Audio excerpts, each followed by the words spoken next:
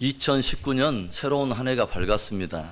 그런데요, 새로운 한 해가 우리에게 주어졌다고 해서 이 축복된 날들, 이 소중한 시간들이 우리가 당연히 누릴 수 있는 권리가 있어서, 우리가 당연히 누려야 할 권리가 있기 때문에 우리에게 주어진 것은 아닙니다. 주님으로부터 주어진 값없는 은총의 날들인 거죠. 저와 여러분이 새해를 얻기 위해서 치른 대가는 하나도 없습니다. 아무것도 지불한 것이 없고 아무것도 기여한 일이 없지만 하나님께로부터 아름답고 축복된 생명의 시간들이 값없이 우리에게 주어진 것입니다. 선물로 따지자면 이처럼 참으로 놀랍고 값진 축복의 선물은 없는 것입니다. 우리 주위를 살펴보면 그렇게 2019년을 생명으로 맞이하고 싶었지만 그렇지 못하고 지난해 2018년으로 생을 달리하신 분들이 참으로 많습니다. 그런 의미에서 본다면 새해를 맞이하는 우리들의 마음에는 생의 의미 앞에 보다 엄숙하면서도 진실로 감사의 마음이 있어야 할 줄로 믿습니다. 새해는 우리에게 펼쳐지는 하나의 미지의 세계와도 같다는 생각을 해봐요. 가보지 않는 길을 걷는 사람의 마음속에 설레임과 더불어 어떤 한편의 두려움이 공존하듯이 살아보지 않는 2019년을 바라보는 우리들의 마음에도 설렘과 더불어 한편의 두려움이 있을 수 있을 거예요. 2019년이 과연 나에게 형통과 기쁨의 해가 될지 아니면 고통과 아픔의 해가 될지, 꿈과 희망이 이루어지는 행복한 해가 될지 아니면 좌절과 절망의 해가 될지, 사실 저와 여러분들은 2019년이라고 하는 날들에 대해 알고 있는 것이 하나도 없습니다. 말 그대로 미지의 세계이며 불투명한 미래인 것이죠. 그러나 저와 여러분이 두려워할 필요가 없고 결코 두려워하지 않을 것은 모든 불투명을 초월해 계시는 하나님께서 살아계시고 그 미래라고 하는 시간의 주권이 주님께 있다고 하는 사실입니다. 우주와 만물의 주인이신 하나님께서 또한 2019년에 주인이 되신다고 하는 것이죠. 하나님을 아는 지식이라고 하는 책으로 유명한 제임스 패커라고 하는 신학자는 이런 신앙을 고백하고 있어요. 하나님께서 미지의 모든 것에 대한 열쇠를 갖고 계시는 것, 이 사실로 인하여 나는 매우 기쁘다. 정말 다른 사람이 그 열쇠를 쥐고 있거나 내 스스로가 그 열쇠를 쥐어야 한다면 나는 끊임없이 염려하고 두려워하며 근심에 잠겼을 것이다. 여러분, 하나님이 저와 여러분의 2019년을 쥐고 계십니다. 한 번 열면 닫을 자가 없고 그분이 닫으면 열 자가 없는 바로 그 주님께서 2019년을 붙들고 계세요. 그렇다면 저와 여러분은 단 하나, 그분을 붙들면 되는 것입니다. 저는 주님을 예배하며 시작하는 한 해를 시작하는 여러분 모두를 이 말씀으로 먼저 축복하고 싶어요. 이사야서 43장 1절부터 3절의 중반부에 이르는 말씀, 야곱아 너를 창조하신 여호와께서 지금 말씀하시느니라. 이스라엘아 너를 지으신 이가 말씀하시느니라. 너는 두려워하지 말라. 내가 너를 구속하였고 내가 너를 지명하여 불렀나니 너는 내 것이라. 내가 물 가운데로 지날 때 내가 너와 함께 할 것이라. 강을 건널 때 물이 너를 침몰하지 못할 것이며 내가 불 가운데로 지날 때 타지도 아니할 것이요 불꽃이 너를 사르지도 못하리니 대전하는 여호와 너의 하나님이요 이스라엘의 거룩한이요 너의 구원자임이라. 사망의 홍해바다가 구속받은 이스라엘 백성들을 삼키지 못하도록 지키신 그 하나님, 믿음을 지키려고 기꺼이 고난의 풀무불을 선택했던 사드락과 메삭과 아벳노고를 그 맹렬한 불이 사르지 못하도록 불길 가운데도 붙드시고 지키신 그 하나님, 그 하나님께서 2019년 우리 뉴송 가족의 모든 삶을 지키시며 승리케 하실 것을 굳게 믿어 여러분을 축복합니다. 2019년 한 해는 분명 저와 여러분에게는 축복의 선물이며 생명의 선물인 거죠. 그런데 여러분, 모든 인생들에게 거주할 경계를 정하시고 거주할 날들을 정하신 바로 그 하나님께서 왜 우리들에게 2019년을 새로운 한 해를 선물로 주셨을까요? 거기는 분명 저와 여러분의 인생을 향한 하나님의 어떤 선한 기대가 있지 않겠습니까? 저와 여러분은 과연 새해라고 하는 그 백지 위에 어떤 그림을 그려낼 것입니까? 어떻게 우리가 가지고 있는 선한 자원들을 사용하고 동원하여 우리에게 한 해를 축복의 선물로 허락하신 그분을 영화롭게 할 것입니까? 새해 연초가 되면 사람들마다 다들 새로운 다짐들을 해요. 지난 해와는 다른 삶을 살 것을 기대하면서, 지난 해와는 다른 사람으로, 새 사람으로 살 것을 소망하면서 여러 가지 다짐을 하는 것이죠. 사도 바울도 우리에게 도전하지 않습니까? 너희가 옛사람을 벗어버리고 새 사람을 입으라. 그렇다면 옛사람을 벗고 새 사람을 입으려면, 옛사람이 아닌 새 사람으로 살려면, 2019년 새 사람으로 승리하려면 저와 여러분이 어떻게 해야 합니까? 첫째로는 주인이 바뀌어야 합니다. 우리 옆에 분들에게 인사합시다. 주인이 바뀌어야 합니다. 오늘 사도 바울은 옛사람과 새사람을 확연하게 구별하여 언급하고 있어요. 예수님께서도 분명 거듭남에 대해서 말씀하시잖아요. born again, 새롭게 태어난다라는 말이죠. 어떤 사람이 새롭게 태어난다고 하는 것은 전혀 다른 존재적인 새로움을 말하고 있는 것이죠. 오늘 에베소서에서 새 사람을 언급하고 있는 사도 바울은 그의 또 다른 서신인 고린도후서에서 그 새 사람이 어떤 사람인가를 이렇게 표현하여 들려주고 있어요. 고린도후서 5장 17절, 우리가 잘 알고 있는 말씀이죠. 그런즉 누구든지 그리스도 안에 있으면 새로운 피조물이라. 이전 것은 지나갔으니 보라 새 것이 되었도다. If anyone is in Christ, 누구든지 그리스도 안에 있으면, 누구든지 그리스도 안에 있으면 He's a new creation. 그는 새로운 피조물이라, 새 사람이라, 새로운 존재라. The old has gone. 모든 지난 것은, 이미 지난 것은 다 지나갔으니 The new has come. 보라 새 것이 되었도다 라고 들려주고 있어요. 그리스도 안에라고 하는 이 표현은 바울이 최고로 애용하고 있는 표현입니다. 그가 부활의 주님을 만난 후에 그가 신앙의 깊이가 더 깊어질수록 바울이 더욱 사모하게 되고 머물기를 원했던 그의 스피리추얼 어드레스, 영적 주소가 바로 그리스도 안에였습니다. 바로 그것이 모든 죄된 인생들이 피할 도피처요, 바로 그것이 우리들의 구원과 회복의 자리요, 모든 인생들이 끝까지 굳게 붙들어야 될 영원한 소망의 자리인 것입니다. 그리스도 안에, 그리스도 안에. 그리스도 안에 있다라고 하는 말의 의미는 그리스도와 연합하여서 존재한다, 또는 그리스도와 한 몸으로 존재한다 라고 하는 의미예요. 왜 저와 여러분이 그리스도와 함께 연합되어야 할까요? 왜 성경은 우리가 그리스도와 함께 될 때, 한 몸을 이룰 때 새로운 피조물이 될 거라고 우리에게 들려주고 있는 것입니까? 예수님만이 하나님께로부터 오는 참 생명이기 때문에 그래요. 예수님만이 우리를 하나님께로 인도해가는 참 생명이기 때문에 그렇습니다. 옛사람이 어떤 사람입니까? 에베소서 4장 17절과 18절의 말씀. 그러므로 내가 이것을 말하며 주 안에서 증언하노니 이제부터 너희는 이방인이 그 마음에 허망한 것으로 행함같이 행하지 말라. 그들의 총명이 어두워지고 그들 가운데 있는 무지함과 그들의 마음이 굳어짐으로 말미암아 하나님의 생명에서 떠나 있도다. 한마디로 옛사람은 어떤 사람들인가? 그 사람은 하나님의 생명에서 떠나 있다는 것입니다. 하나님의 생명에서 떠나 있는 사람. 아무리 총명을 자랑하고 지혜를 자랑해도 그 모든 것이 참으로 부질없고 허탄한 그 이유는 하나님의 생명에서 끊어져 있다고 하는 거죠. 하나님의 생명에서 떠나 있다고 하는 것이죠. 저들이 아무리 총명을 자랑해도, 지혜를 자랑해도 그것이 어둠이요, 그것이 또한 우둔함이요, 저들의 모든 자랑하는 지식이 무지함인 그 이유는 하나님의 생명에서 끊어져 있다는 것입니다. 하나님의 생명에서 떠나 있다고 하는 거예요. 다시 말한다면 저들은 사망 가운데 있다고 하는 것입니다. 여전히 사망 가운데 머물러 있다는 거죠. 그런 옛사람이 하나님과 화평하게 되고 생명을 누리려면 어떻게 하는 것일까요? 그 옛사람을 하나님의 생명으로 연결하시기 위해서 하나님께서 낸 생명의 길, 산 길은 무엇일까요? 에베소서 2장 12절과 13절의 말씀. 그때 너희는 그리스도 밖에 있었고 이스라엘 나라 밖의 사람이라. 약속의 언약들에 대하여는 외인이요 세상에서 소망이 없고 하나님도 없는 자이더니 이제는 전에 멀리 있던 너희가 그리스도 예수 안에서 그리스도의 피로 가까워졌느니라.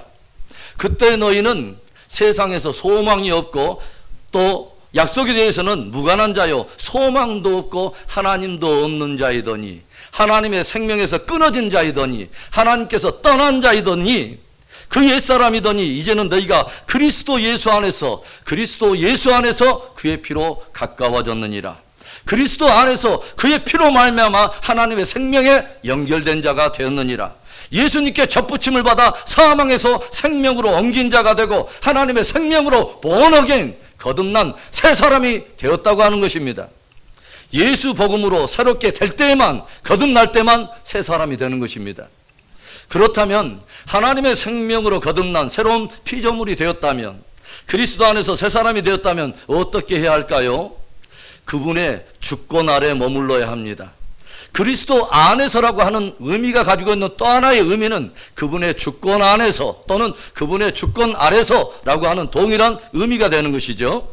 거듭난 사람은 인생의 주인이 바뀌었다고 하는 것이죠.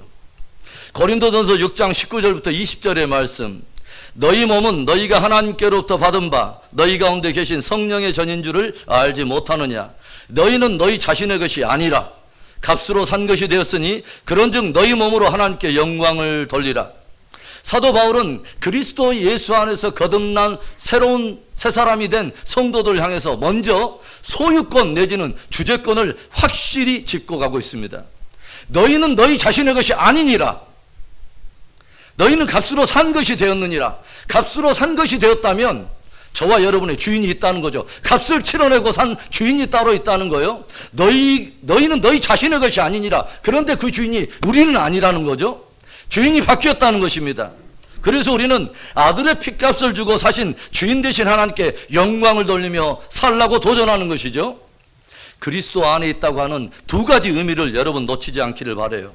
그리스도 안에 거함으로 우리는 거듭나고 구원을 얻었어요. 즉 그리스도와 한 몸으로 존재함으로 그에게 접붙임을 받음으로 우리는 거듭나고 구원을 얻었다고 하는 것이 그리스도 안에 거한다고 하는 첫 번째 의미라면, 또 다른 하나는 그리스도 안에 거한다는 것은 그분의 주권 아래 머물고 있다고 하는 거죠. 즉 다시 말한다면 주님은 우리를 구원하신 세이비어, 구원의 주시 되실 뿐만 아니라 우리의 진짜 주인 되신 our Lord, 우리의 참된 주인이 되신다고 하는 것이죠.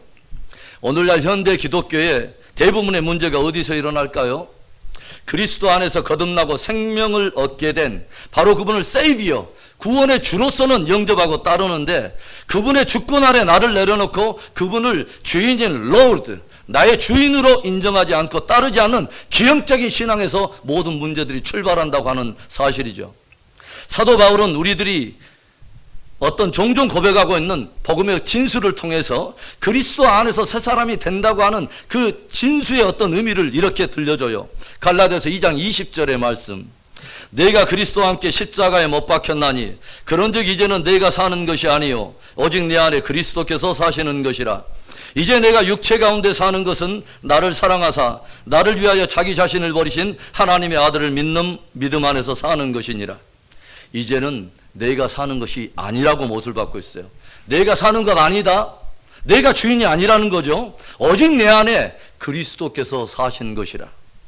내가 육체 가운데 오늘 살고 있는 것은 하나님의 생명에서 끊어져서 영원토록 멸망할 수밖에 없는 나를 위해 자기 자신을 십자가에 매달아 주신 하나님의 아들을 믿는 믿음 안에서 곧 그분의 주권 아래서 내가 사는 것이다.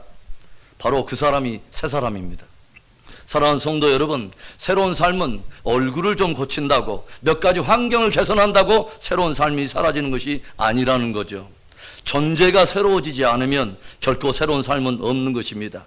누구든지 그리스도 안에 있으면 새로운 피조물이라. 2019년 예수 믿고 하나님의 생명의 접붙임을 받은 거듭남의 사건이 있기를 바라고, 진실로 그리스도의 주권 아래서 새 삶을 사는 승리하는 한 해 되기를 주님의 이름으로 축원합니다. 옛사람을 벗고 새사람을 입으려면 2019년을 새사람으로 승리하려면 어떻게 해야 합니까? 둘째로 가치관이 바뀌어야 합니다. 또 인사합시다. 가치관이 바뀌어야 합니다. 우리들이 그리스도 안에 있다고 하는 것은 그리스도의 주권 아래 있다고 하는 것이고, 그리스도의 주권 아래 있다고 하는 것은 다른 말로 한다면 그분의 말씀 아래 순종으로 거한다는 것입니다. 옛사람의 가치관과 사상, 세상 풍조와 흐름이 아닌 그분의 진리의 말씀으로 우리가 새롭게 되어야 한다고 하는 것이죠. 바울은 옛사람과 새사람의 경계를 확실히 긋고 있어요. 에베소서 4장 19절과 20절의 말씀, 그들이 감각 없는 자가 되어 자신을 방탕에 방임하여 모든 더러운 것을 욕심으로 행하되 오직 너희는 그리스도를 그같이 배우지 아니하였느니라.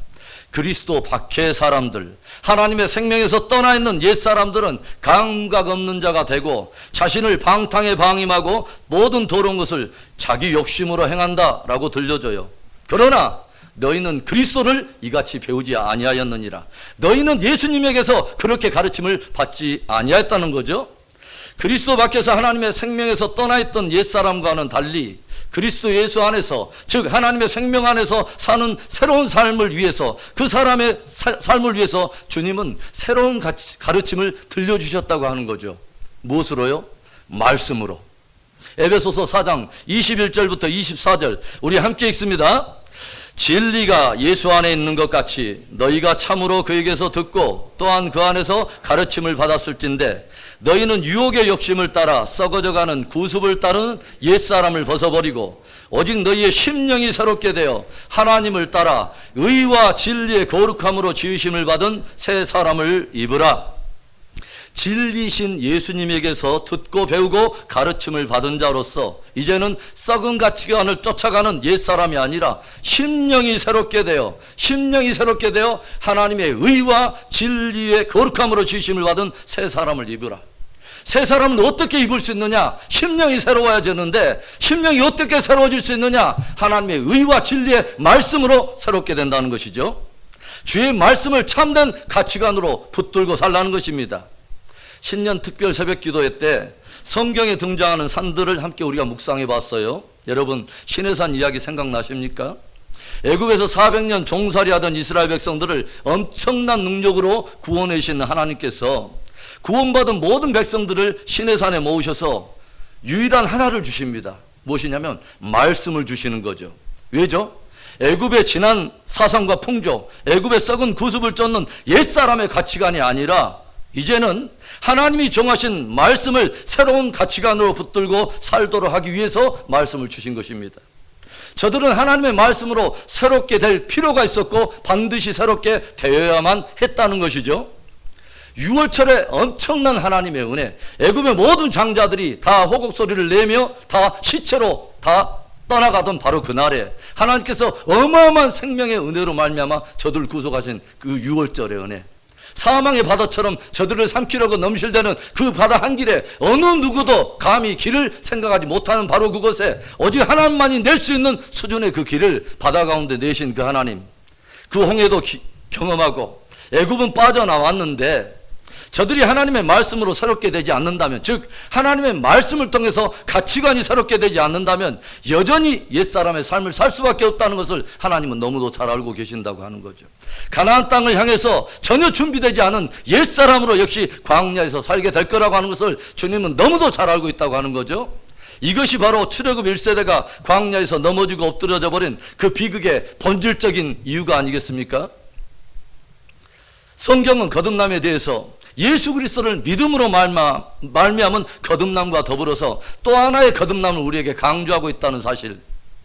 베드로전서 1장 23절 너희가 거듭난 것은 썩어질 씨로 된 것이 아니요 썩지 아니할 씨로 된 것이니 살아있고 항상 있는 하나님의 말씀으로 되었느니라.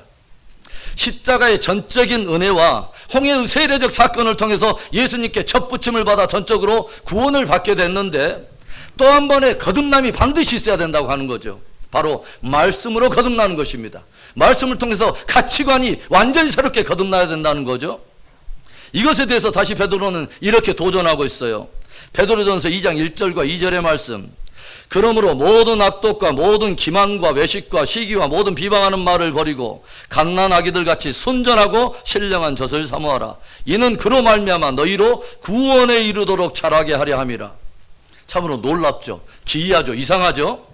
이미 그리스도 안에서 거듭남으로 구원을 받았는데 또다시 구원에 이르도록 자라게 하려 함이라. 또다시 구원을 이야기하고 있다는 거죠. 순전하고 신령한 젖을 사모하라. 이는 그 순전하고 신령한 젖인 하나님의 말씀으로 말미암아 너희로 구원에 이르도록 자라게 하려 함이라. 그리스도 안에서 거듭난 새 사람은 말씀 안에서 지속적으로 자라가야 된다고 하는죠.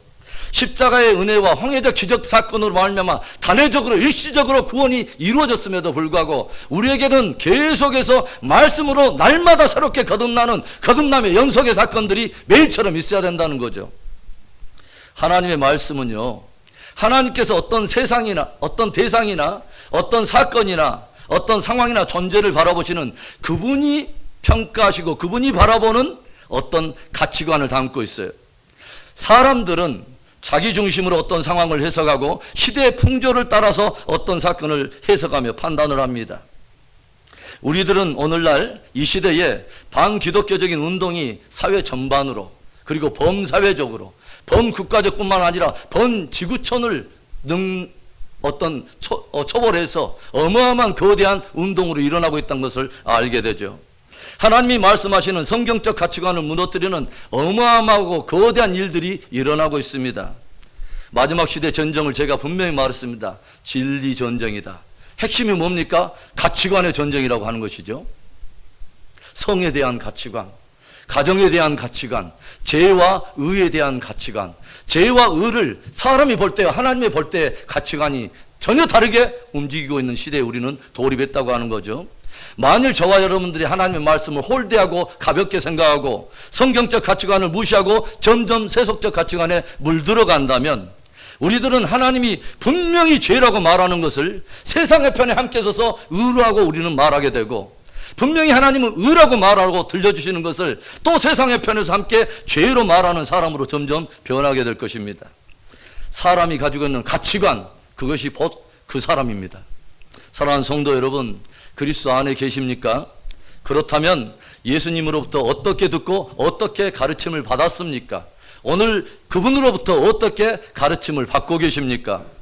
하나님을 따라 의와 진리의 거룩함으로 지음을 받은 새 사람을 입으라.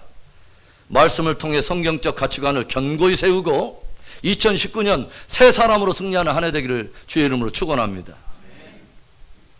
옛사람을 벗고 새 사람을 입으려면 2019년 새 사람으로 승리하려면 어떻게 해야 합니까? 마지막 세 번째로 습관이 바뀌어야 합니다. 또 인사합시다. 습관이 바뀌어야 합니다.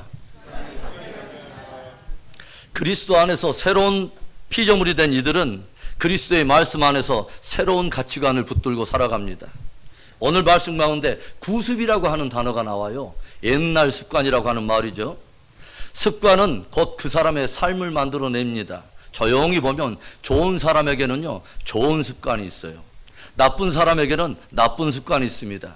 오늘 바울은 들려줘 22절에 너희는 유혹의 욕심을 따라 썩어져가는 구습을 따르는 옛사람을 벗어버리고. 옛사람이 누굽니까? 유혹의 욕심을 따라가는 사람이에요. 썩어져가는 구습을 따르는 사람이 옛사람이에요. 옛사람에게는 옛습관이 있어요. 그러나 새로운 사람에게는 역시 새로운 습관이 있어요. 오늘 바울은 그리스도 안에 새 사람인 성도들에게 철저하게 습관의 철저한 어떤 변화, 철저한 변화를 계속해서 도전하고 있다는 것을 알게 되죠. 25절에 그런즉 거짓을 버리고 각각 그 이웃과 더불어 참된 것을 말하라. 이는 우리가 서로 지체가 됨이라. 옛사람은 이웃으로 더불어 거짓을 말합니다. 유혹의 욕심을 따라 자기 정욕대로 자기 편한대로 거짓을 말하는데 늘 익숙해 있어요. 그런데 이제는 아니라는 거죠. 그리스도에게 우리는 그렇게 배우지 않았다는 거죠. 이웃과 더불어 참된 것을 말하라. 새 사람은 참된 것을 말한다는 거죠. 새로운 습관이 있다는 거예요. 28절에 도둑질하는 자는 다시 도둑질하지 말고 돌이켜 가난한 자에게 구제할 수 있도록 자기 손으로 수고하여 선한 일을 하라. 옛사람은 도둑질이 익숙해요. 유혹의 욕심을 따라 정욕을 따라 썩어질 구습을 따르는 도둑질에 익숙합니다. 그런데 더 이상 새 사람은 그러지 않는다는 거죠. 오히려 가난한 자를 긍휼히 여기고 구제하기 위해서라도 오히려 수고하며 선한 일을 한다는 것입니다. 새로운 가치관의 변화는 새로운 삶을 만들어내는 것입니다. 29절 무릇 더러운 말은 너희 입 밖에도 내지 말고 오직 덕을 세우는데 소용되는 대로 선한 말을 하여 듣는 자들에게 은혜를 끼치게 하라. 옛사람에게는 옛사람의 말이 있어요. 더러운 말, 불신의 말, 원망과 불평의 말, 비방과 참소의 말들. 무엇을 도전합니까? 입 밖에도 내지 마라. 그것은 새 사람의 습관이 아니라는 거죠. 새 사람은 어떤 말을 가지고 있느냐? 덕을 세우는 말, 선한 말, 은혜를 끼치는 말을 한다는 거죠. 왜일까요? 주인이 바뀌니까, 가치관이 바뀌니까 새로운 말들이 입에서 흘러나오게 되더라고 하는 거죠. 예전에는 막말하고 할 말 못할 말 다 내 정욕대로 쏟아버리고 그것이 하나님께 덕이 되든 공동체 덕이 되든 상관없이 내가 내 감정대로 내가 주인이 돼서 그렇게 말을 했는데 새 사람은 그렇지 않는다는 거예요. 정말 이 말이 덕이 될까? 정말 이 말을 하게 되면 듣는 사람에게는 덕이 되고 하나님께는 영광이 될까? 고민하면서 말을 한다는 거예요. 저는 저와 여러분이 고민하며 신앙생활하기를 바랍니다. 31절과 32절의 말씀, 너희는 모든 악독과 노함과 분냄과 떠드는 것과 비방하는 것을 모든 악의와 함께 버리고 서로 친절하게 하며 불쌍히 여기며 서로 용서하기를 하나님이 그리스도 안에서 너희를 용서하심과 같이 하라. 옛사람 안에 악의가 있다고 하는 거죠. 그리고 그것을 악독과 노함과 분냄과 떠드는 것, 비방하는 것으로 다 풀어내요. 그런데 새 사람은 그렇지 않는다는 거예요. 친절하며 불쌍히 여기며 용서하는 아주 신비로운 습관이 그 안에 있다는 거죠. 왜일까요? 주인이 바뀌었기 때문이죠. 가치관이 바뀌었기 때문이죠. 그리스도 안에 있기 때문이죠. 바울은 아주 중요한 말을 들려줘요. 에베소서 4장 30절에 하나님의 성령을 근심하게 하지 말라. 그 안에서 너희가 구원의 날까지 인치심을 받았느니라. 성령을 근심하게 하지 말라는 거요. 그러면 어떻게 하라는 것입니까? 성령을 따라가라는 거죠. 갈라디아서 5장 16절 내가 이르노니 너희는 성령을 따라 행하라. 그리하면 육체의 욕심을 이루지 아니하리라. 아주 중요한 말이죠. 옛사람은 육체의 욕심을 따라가요. 새사람은 성령의 소욕을 쫓아가요. 2019년 여러분 새 사람으로 승리하기 원하십니까? 거룩한 습관을 갖기 바랍니다. 깊이 기억하십시오. 습관이 그 사람을 만들어냅니다. 구습을 쫓는 옛사람을 벗어버리고 성령 안에서 거룩한 습관을 따라가는 새 사람으로 승리하는 2019년 되기를 주의 이름으로 축원합니다. 사랑하는 성도 여러분, 하나님께서는 2019년 한 해를 은총의 선물로 우리에게 주셨습니다. 새로운 삶으로 승리하기를 원하십니까? 주인이 바뀌어야 합니다. 가치관이 바뀌어야 합니다. 습관이 바뀌어야 합니다. 그리스도 안에서 기도하겠습니다.